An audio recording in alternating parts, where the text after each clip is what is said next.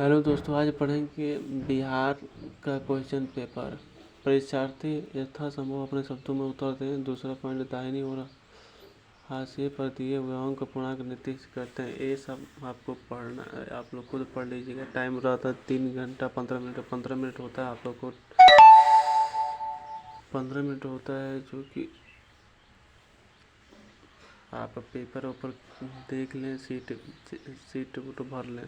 पहला question, vector P आघूर्ण वाला एक विद्युत ध्रुव वेक्टर E तीव्रता वाले विद्युत क्षेत्र में रखा जाता है तो उस पर लगने वाला टार्क होगा। तो दोस्तों हम लोग जानते हैं P गुणा E। दूसरा प्रश्न, विद्युत परिपथ किसी बंद बिंदु पर सभी धाराओं का बीजगणितीय योग होता है। तो दोस्तों शून्य होता है। एक धातु का घनत्व T और विशिष्ट प्रतिरोध E है। इससे एक तार बनाना है जिसकी लंबाई तथा प्रतिरोध R हो। धातु का कितना प्रतिरोध द्रव्यमान होना चाहिए। तो दोस्तों EL स्क्वायर D/R। सेल का विद्युत वाहक बल मापा जाता है विभव मापी द्वारा। विभव के तार की लंबाई बढ़ा देने पर संतुलन बिंदु प्राप्त होता है अधिक लंबाई पर। यदि E1 तथा E2 विद्युत वाहक बल वाले दो सेल एक विभव मापी के तार के क्रमशः L1 व L2 लंबाई पर संतुलित होते हैं तो B सही है। E1/E2 = L1/L2। 7वां, तांबे का एक वलय क्षैतिज रखा गया है। उद्ग्रह अक्ष के एक दंड चुंबक वलय के ऊपर छोड़ दिया जाता है तब ये सही है, दंड का त्वरण G होगा। 8वां, छड़ में प्रेरित विद्युत वाहक बल का मान होगा 0। प्रतिवर्ती धारा परिपथ में अनुनाद की अवस्था में धारा तथा विद्युत वाहक बल के बीच का अंतर होगा 0। 10वां, प्रेरकत्व L में बहने वाली धारा I के कारण गतिज ऊर्जा होती है 1/2IL²। 11वां, प्रतिवर्ती धारा परिपथ में शक्ति व्यय होती है केवल प्रतिरोध में। अन्योन प्रेरकत्व का मात्रक है हेनरी। किसी प्रत्यावर्ती धारा की यथार्थ तथा आभासी शक्ति क्रमशः PT तथा P हो तो शक्ति गुणांक है PT/PA। 14वां, इनमें से किसका तरंगदैर्घ्य न्यूनतम है Y किरण का। 15वां, एक पतला प्रिज्म μ 3/2 को हवा से द्रव μ 5/4 में डुबाया जाता है तो विचलन कोण का अनुपात दो अवस्थाओं में होगा 2/5। किसी समबाहु त्रिभुजाकार आधार के प्रिज्म पदार्थ का अपवर्तनांक परिमित 3 है। इस प्रिज्म के लिए न्यूनतम विचलन कोण है 60 अंश। एक पतले फिल्म के रंग का कारण है व्यतिकरण। एक उभयोतल μ 1.5 के प्रत्येक तल की वक्रता त्रिज्या 20 सेंटीमीटर। लेंस की क्षमता है 5 डायोप्टर। विभिन्न दशाओं में कार्निया की वक्रता में असमानता के कारण उत्पन्न दृष्टि दोष को कहते हैं अबिंदुकता। 20वां, समतल दर्पण की वक्रता त्रिज्या होती है अनंत। 21वां, दो तरंगें जिनकी तीव्रताओं का अनुपात 9:1 है व्यतिकरण उत्पन्न करती है तो अधिकतम तथा न्यूनतम तीव्रताओं का अनुपात होगा 4:1। 22वां, यदि किसी धातु के सतह पर आपतित होने वाले फोटॉन की आवृत्ति दोगुना कर दी जाए तो उत्सर्जित इलेक्ट्रॉन की अधिकतम गतिज ऊर्जा हो जाएगी दोगुना से ज़्यादा। 23वां, प्रकाश विद्युत प्रभाव समर्थन करता है प्रकाश की तरंग प्रकृति का। 24वां, जब कोई इलेक्ट्रॉन हाइड्रोजन परमाणु में तृतीय कक्षा से द्वितीय कक्षा में आ जाता है तो मुक्त ऊर्जा होगा 1.89 इलेक्ट्रॉन वोल्ट। 25वां, हाइड्रोजन परमाणु में न्यूनतम ऊर्जा स्तर में इलेक्ट्रॉन का कोणीय संवेग होता है H/2π।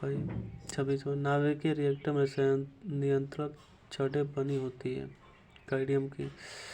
37वां, निम्नलिखित में कौन सा अस्थायी है न्यूट्रॉन। नार गेट का बूलियन व्यंजक है (a+b=y। 29वां, चित्र में दिखाया गया लॉजिक गेट है एंड गेट का। 30वां, अक्षय क्षेत्र में होते हैं इलेक्ट्रॉन एवं होल दोनों ही नहीं। एक 30वां परम शून्य ताप पर अर्धचालक व्यवहार करता है पूर्णचालक की तरह। 32वां चालक बैंड अंशतः रिक्त होते हैं अर्धचालकों में। निम्नलिखित में सही अंक के संचार का उदाहरण नहीं है। टेलीविजन। आयाम आंदोलन सूचकांक का मान होता है 0 तथा 1 के बीच। 35वां ट्रांजिस्टर के अल्फा बीटा तथा बीटा के धारा गुणांकों में संबंध है। अल्फा बराबर बीटा अपन 1 प्लस बीटा। अब दो अंक का क्वेश्चन देखेंगे।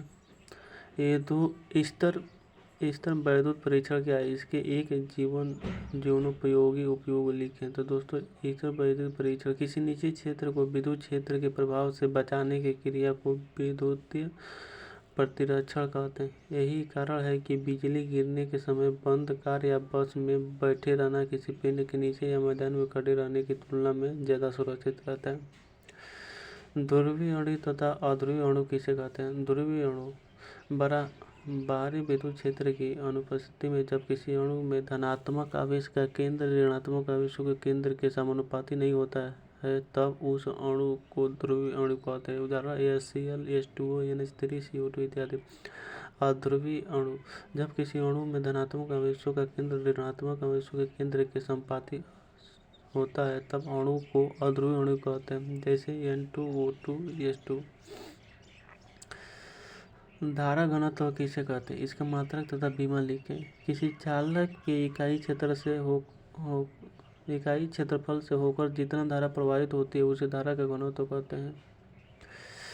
इसे सूचित किया जाता है जैसे तो J बराबर I/A। यह एक सदिश राशि है। इसका ईसाई मात्रक एम्पियर प्रति मीटर स्क्वायर होता है। इसका बी में सूत्र M पर 0, L पर -2, T पर 0 E होता है। उन दो कारकों को लिखें जिस पर प्रतिरोधकता निर्भर करती है।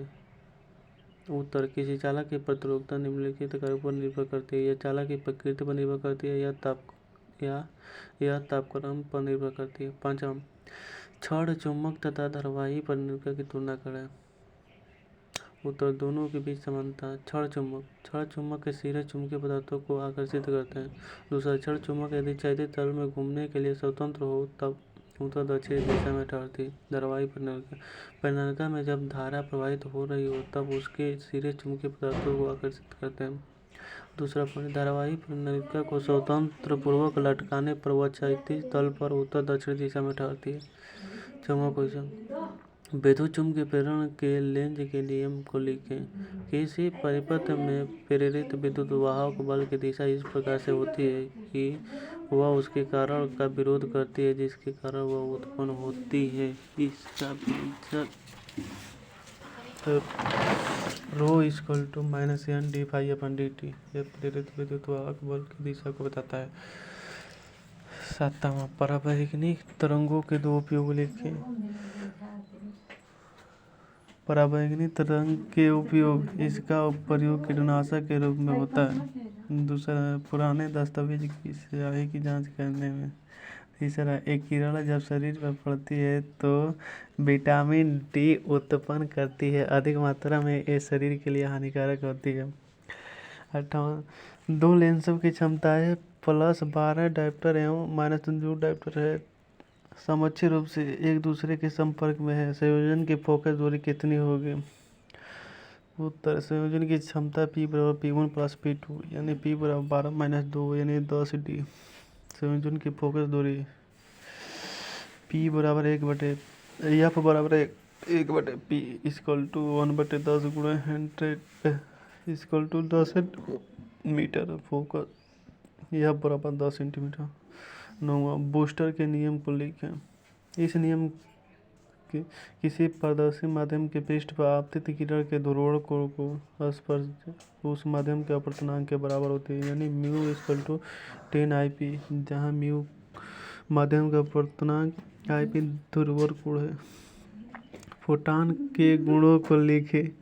फोटॉन के निम्नलिखित गुण हैं। पहला, यह निर्वात में प्रकाश के नेत्र से गमन करता है। दूसरा, इसका विराम द्रव्यमान शून्य होता है। एक फोटोडायोड के उपयोग लिखें। उत्तर इसके निम्नलिखित उपयोग प्रकाश की तीव्रता मापने वाले यंत्रों में, दैनिक प्रकाश अभिलेखन में, सड़कों पर लगी प्रकाश बत्तियों के स्वचालित स्विचों में, ध्वनि के पुनः संपादन में, स्वचालित दरवाजों में, प्रकाश विद्युत गलियों में,